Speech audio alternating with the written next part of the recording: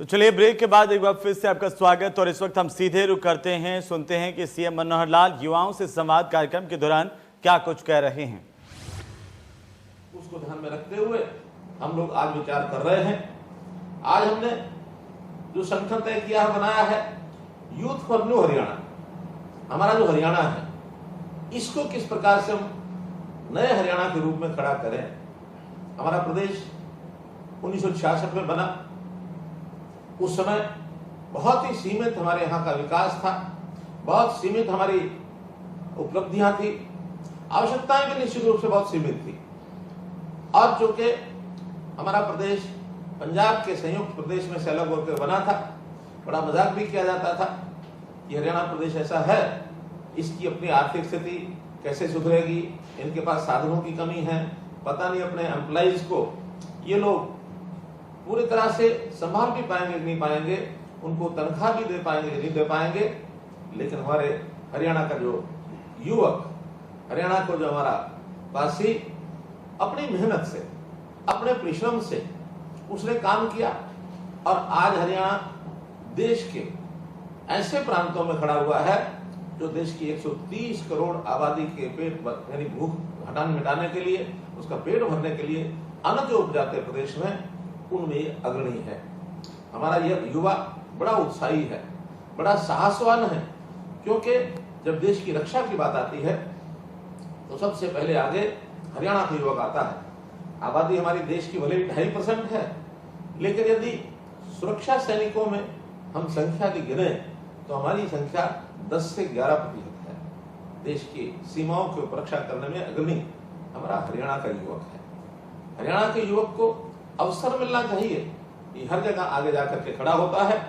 फिर भी आखिर ये लगातार चलने वाली प्रोसेस है, ये डायनामिक प्रोसेस है कि जो युवा है, हर समय का युवा, और युवा यानी 15 से 35 वर्ष का हमारा जो जवान, इसको कैसे आगे बढ़ने का अवसर मिले, इसके लिए सरकारों की अपनी भूमिका होती है।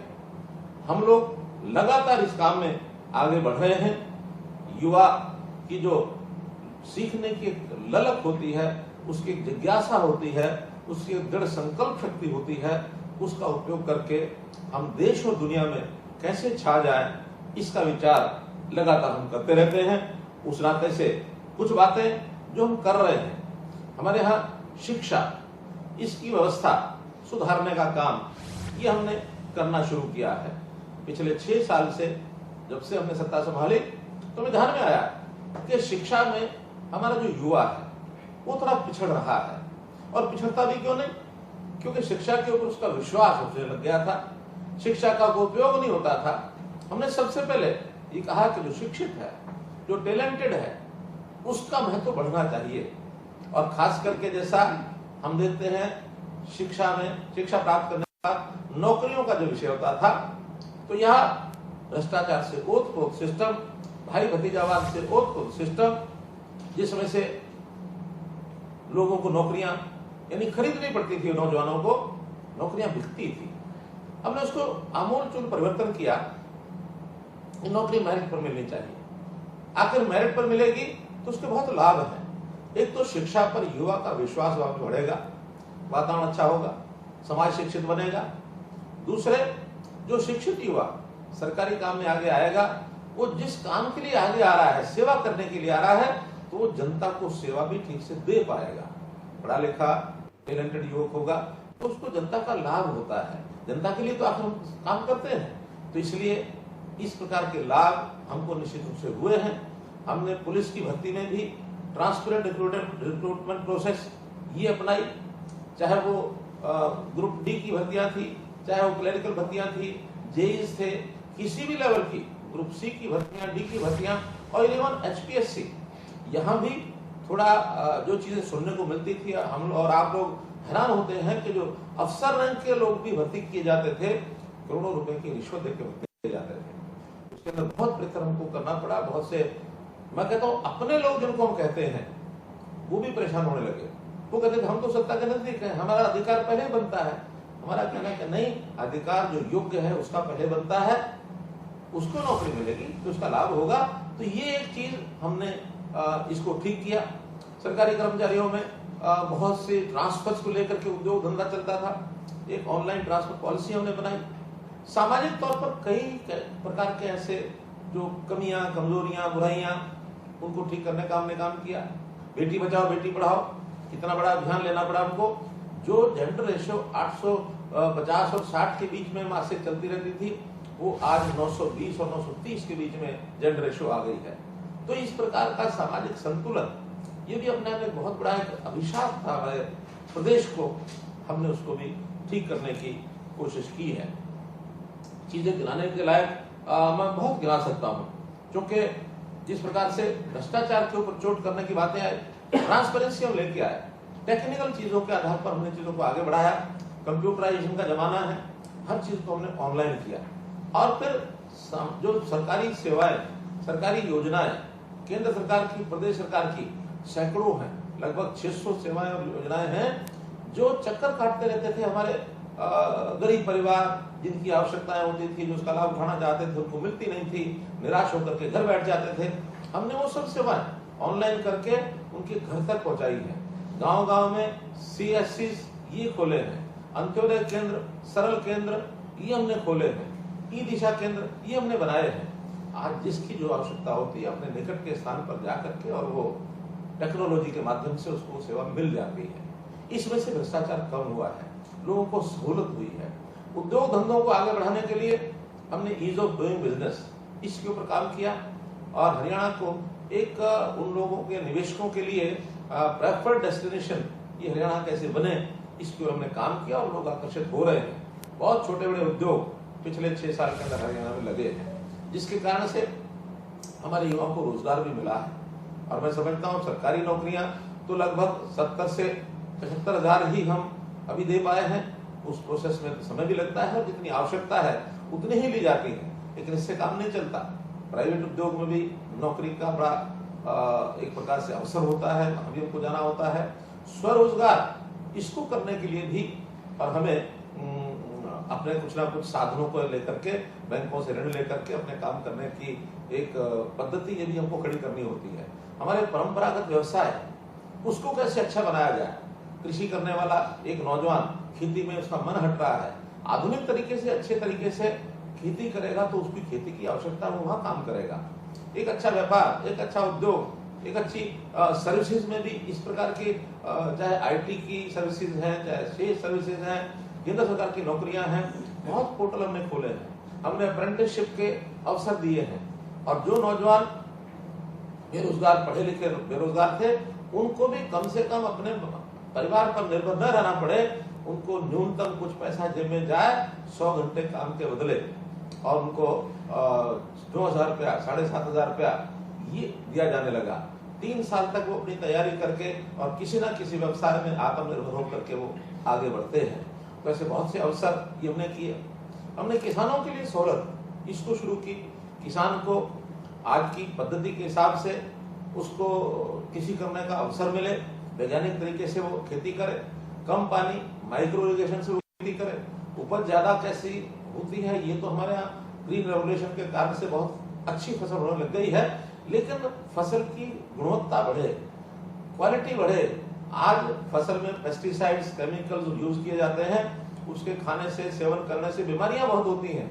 उन बीमारियों से छुटकारा मिले तो फसल का उत्पाद का जो गुणवत्ता है वो कैसे बढ़े, ऑर्गेनिक खेती की ओर हम कैसे बढ़ें, इस ओर हम काम कर रहे हैं। छोटी जोत है तो छोटी जोत के कारण से और उसमें किस प्रकार से फल की, सब्जियों की या ऐसी कैश क्रॉप्स के कारण से उसका गुजारा कैसे हो, इसके लिए हम काम कर रहे हैं। एग्रो बेस्ड उद्योग, इंडस्ट्री, कहीं मशरूम फार्म है, कहीं मुर्गी फार्म है, कहीं फिशरी है, कहीं पिगरी है, ऐसे ऐसे व्यवसाय जो खेती के साथ जुड़ करके डेयरी फार्मिंग है, इसको आगे बढ़ावा दे रहे हैं।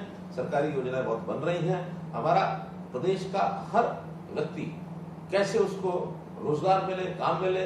हमारा लक्ष्य है कि 15 से 35 वर्ष तक हम एक एक नौजवान को ट्रैक करेंगे। अब जो लोग पहले पुराने काम कर चुके हैं, कोई पेंशनर हो गए, कम कर रहे हैं, ज्यादा कर रहे हैं, जिनमें अभी उस प्रकार की शिक्षा, कौशल, उस प्रकार का शायद अब समय नहीं रहा उनका, लेकिन 15 से 35 वर्ष का युवा ऐसा है जो पढ़ाई के साथ साथ कौशल विकास भी करने के बाद उसको काम करने के लायक उस प्रकार से आगे बढ़ाया जा सकता है। तो हमारा टारगेट है, कोई व्यक्ति ऐसा नहीं बचना चाहिए जिसको व्यवसाय आज करने के लिए नहीं मिला और जो घर बैठा है, इसकी ओर हम इंडिविजुअली ये सब कर रहे हैं। और उसमें एक नया जो कार्यक्रम हमने चलाया है कि हर परिवार का पंजीकरण, उसका पहचान परिवार पहचान पत्र के माध्यम से क्यों बना रहे हैं। बल्कि मेरा आपसे आह्वान है कि आप युवा साथी, कोई भी व्यक्ति जिसके परिवार का पहचान पत्र नहीं बना, ऐसा नहीं रहना चाहिए। अपना परिवार पहचान पत्र बनवाना और हमारे आसपास रहने वाले सबका पहचान पत्र बने। अभी वो नियमित प्रोसेस चल रहा है, उसका रजिस्ट्रेशन हो रहा है। लगभग इस समय तक 26.5 लाख परिवारों का पहचान पत्र हुआ है। 70 लाख परिवार लगभग ऐसे माने जाते हैं, एग्जैक्ट संख्या बाद में पता लगेगी। लेकिन यदि हर परिवार का पहचान पत्र बन जाएगा, हमारे पास एक डाटा होगा, उस डाटा के आधार पर हम एक संपूर्ण योजना, परफेक्ट प्लानिंग ये बना सकेंगे। और जब परफेक्ट प्लानिंग बनेगी तो बहुत सी जो इस समय समस्याएं शेष रह जाती हैं, वो समस्याएं शेष नहीं रहेंगी। तो मित्रों, मेरा ये कहना है कि हम युवाओं के लिए जो कुछ कर रहे हैं, बहुत कर रहे हैं। अब मुझे बताया गया है कि आप लोगों के कुछ प्रश्न भी होंगे, विषय तो मैं बोलने को और बोल सकता हूँ, लेकिन अच्छा है कि आपकी जिज्ञासाओं के माध्यम से विषय आएंगे तो ज्यादा अच्छा रहेगा, ताकि सबको इन सब चीजों का स्पष्टीकरण हो जाए। निश्चित रूप से हमारा संकल्प, सबका संकल्प एक ही है कि हम हरियाणा को एक नए यानी ऊंचे क्षितिज पर लेकर के जाए, एक नए हरियाणा के रूप में खड़ा करें, यही हमारी योजना है। धन्यवाद माननीय मुख्यमंत्री जी, आपके अर्थपूर्ण शब्दों एवं देशभक्ति से ओतप्रोत वाणी सुनकर हमारा हृदय पुलकित हुआ है और इसके लिए मैं आपका आभार व्यक्त करती हूँ। टेक्निकल कारण से आप सब एक दूसरे को नहीं देख पा रहे होंगे, परंतु आप Q&A के माध्यम से अपना प्रश्न एवं सुझाव माननीय मुख्यमंत्री जी के समक्ष रख सकते हैं। मैं बताना चाहती हूँ कि कार्यक्रम शुरू होने के पश्चात हमारे पास 700 से ऊपर प्रश्न एवं सुझाव आ चुके हैं। आपका प्रश्न टेक्निकल टीम को अच्छा लगने पर माननीय मुख्यमंत्री जी के समक्ष आपको अपना प्रश्न एवं सुझाव रखने का मौका दिया जाएगा। माननीय मुख्यमंत्री जी, हमने 7 अगस्त से गूगल फॉर्म की शुरुआत की थी। अभी 26 सितंबर तक 6800 फॉर्म्स हमें प्राप्त हुए हैं, जिनमें करीब 4500 सुझाव व प्रश्न हमें प्राप्त हुए। इसकी स्क्रूटनी के लिए हमने 15 सदस्य की कमेटी का गठन किया था। करीब 1 सप्ताह के अधिक परिश्रम के बाद उन प्रश्नों में से करीब 100 प्रश्नों का चयन किया गया। उन्हीं 100 प्रश्नों में से 6 प्रश्न आपके सम्मुख रखे जाएंगे, जबकि नए Q&A यानी क्वेश्चन एंड एडवाइस जिस नए विकल्प का संयोजन किया है, उसके माध्यम से भी 6 प्रश्न लेते हुए कुल 12 प्रश्न आपके सम्मुख रखे जाएंगे। इसलिए मेरा सभी प्रतिभागियों से निवेदन है कि वे अपना प्रश्न व सुझाव Q&A में लिखकर भेज सकते हैं। मैं टेक्निकल टीम से भी निवेदन करती हूँ कि वे उनके प्रश्न मुझे भेजने की कृपा करें। सरकार के द्वारा जनहित में बनाई गई योजनाओं का सर्वत्र हरियाणा वासियों के लिए उपलब्ध होना भी आवश्यक है। इसी संदर्भ में अपना प्रश्न लेकर आ रही है सांखोल गांव, जिला झज्जर से राजेश दलाल जी।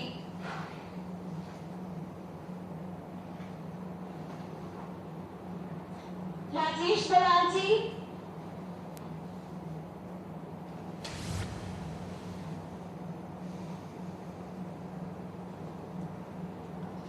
इसे टेक्निकल कारण के कारण वो शायद हमारे बीच में नहीं जुड़ पा रही हैं।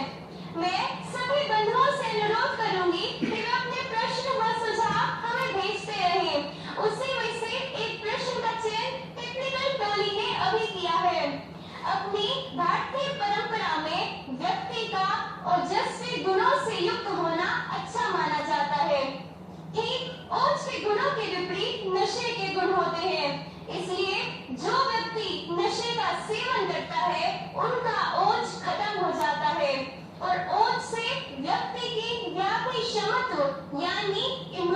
पड़ती है। हम सब वैश्विक कोविड-19 की महामारी से जूझ रहे हैं। इसी संबंध में समसामयिक प्रश्न को हमारे समक्ष रखने आ रही है गांव मनोहरपुर जींद से प्रियंका रेड्डू जी। प्रियंका रेड्डू जी।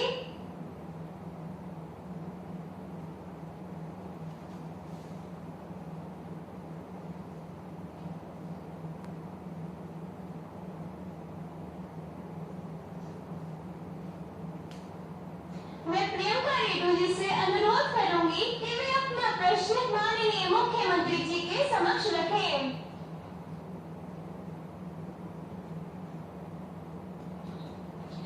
माननीय मुख्यमंत्री जी, किसी टेक्निकल इश्यू के कारण वो शायद हमारे बीच में नहीं जुड़ पा रही हैं। मैं आयुर्वेद से संबंधित विद्यार्थी हूँ। आयुर्वेद में स्पष्ट शब्दों में लिखा है, स्वस्थस्य स्वास्थ्य रक्षणम आतुरस्य विकारप्रशमनम च, यानी स्वस्थ व्यक्ति के स्वास्थ्य का संरक्षण करना ही हमारा परम कर्तव्य है। हमारी संस्कृति में भी कहा है, नर सेवा ही नारायण सेवा है। इस तरह के भाव को लेकर हमारे समक्ष आ रहे हैं बड़ौदा हल्के के गांव रगड़ा सोनीपत से दीपक मलिक जी। दीपक मलिक जी। नमस्कार मुख्यमंत्री जी, नमस्कार। जी जी नमस्ते। मैं ग्रामीण युवा गांव रगड़ा हल्का बड़ौदा से दीपक मलिक बोल रहा हूँ। जी जी। सबसे पहले तो आपकी सरकार को बधाई देना चाहूंगा कि कोरोना जैसी इस वैश्विक महामारी के समय में आपने प्रत्यक्ष और अप्रत्यक्ष रूप से सोशल मीडिया और पत्राचार के माध्यम से हरियाणा की जन जन की समस्याओं को जानकर उनको समाधान की ओर अग्रसर किया है। माननीय मुख्यमंत्री जी, इसके लिए हरियाणा सरकार बधाई के पात्र है। माननीय मुख्यमंत्री जी, मैं आपका ध्यान हमारे गांव की एक गंभीर समस्या की ओर दिलाना चाहूंगा। माननीय मुख्यमंत्री जी, हमारे गांव में पिछले कुछ समय से कोरोना के पेशेंट बहुत ज्यादा बढ़ रहे हैं। थोड़े ही समय में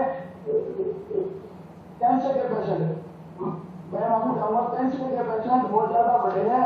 पिछले थोड़े ही समय में कैंसर के पेशेंट 100 से भी ज्यादा बढ़ गए हैं। अगर स्वास्थ्य विभाग की माने तो इसका मुख्य कारण पानी की समस्या है। स्वास्थ्य विभाग ने जो हमारे गांव से पानी को जाता है, ये बताया कि ये पानी जहर के समान है। मैं आपसे अनुरोध करूंगा कि जल ही जीवन है, जल के बिना मानव का जीना संभव नहीं है। और हमारे गाँव की जो प्रमुख समस्या है, ये जल से उत्पन्न हो रही है। हम जल के बगैर रह भी नहीं सकते हैं। आपसे अनुरोध करूंगा, सबसे पहले तो इसका मुख्य कारण जाना जाए कि जल जो जहर के रूप में तब्दील हुआ है, उसका मुख्य कारण क्या है। और मैं आपसे एक और अनुरोध करूंगा कि आज रगड़ा गांव की समस्या है, आज ये रगड़ा हल्के की समस्या है। अगर इसका पूर्ण समाधान नहीं किया गया तो कल ये समस्या पूरे हरियाणा की समस्या होगी।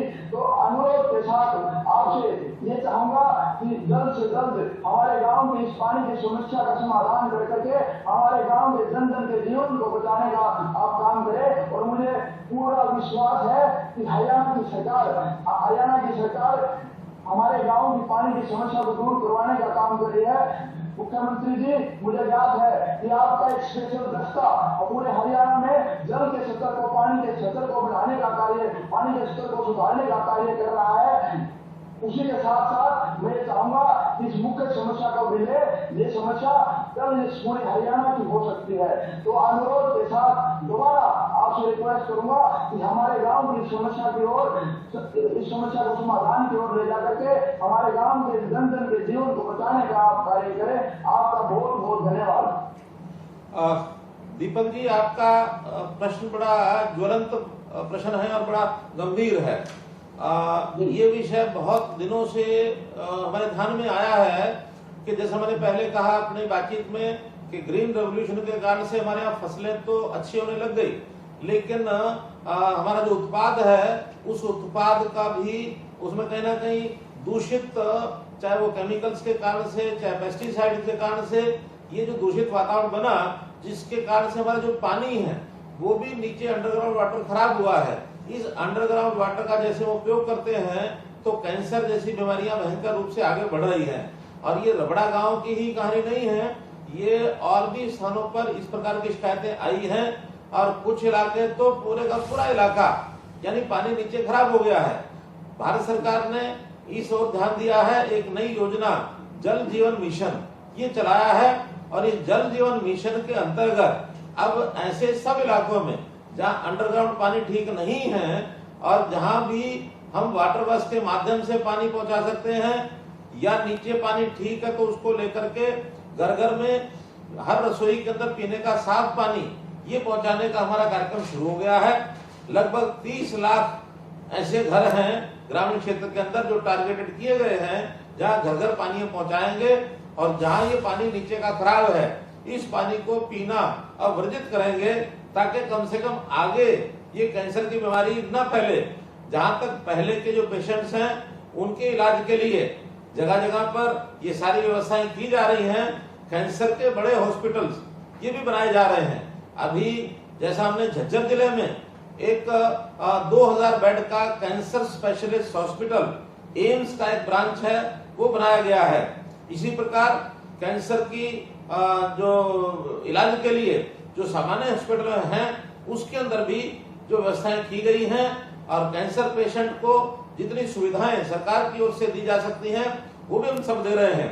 पिछले दिनों में मैंने घोषणा की थी कि कैंसर के इलाज के लिए यात्रा करने वाले जो ये रोगी हैं इनके साथ एक अटेंडेंट इनको हमने फ्री यात्रा करने का भी दिया है और साथ में जो पेंशन हमारे वृद्ध जनों को मिलती है ऐसी पेंशन 2200 रुपए की 2250 रुपए की कैंसर पीड़ित रोगियों को भी ये हमने देनी शुरू की है। तो इस प्रकार से कैंसर पीड़ित जो रोगी हैं उनका इलाज अच्छा हो, उनके प्रति सहानुभूति हमारी है। आगे कैंसर पीड़ित ना हो, पानी की अथवा जो खाद्य सामग्री है वो शुद्ध मिले इसकी चिंता में है और इसके लिए कुछ काम शुरू हो गए हैं। लंबा कार्यक्रम है, इसको आगे निरंतर बढ़ाएंगे। मैं अपने जो स्वास्थ्य विभाग के लोग हैं उनको निश्चित रूप से रबड़ा गांव में भेज करके और सबका चेकअप कराएंगे और चेकअप कराने के बाद उनके इलाज की व्यवस्था जो भी है उसको पूरा करेंगे।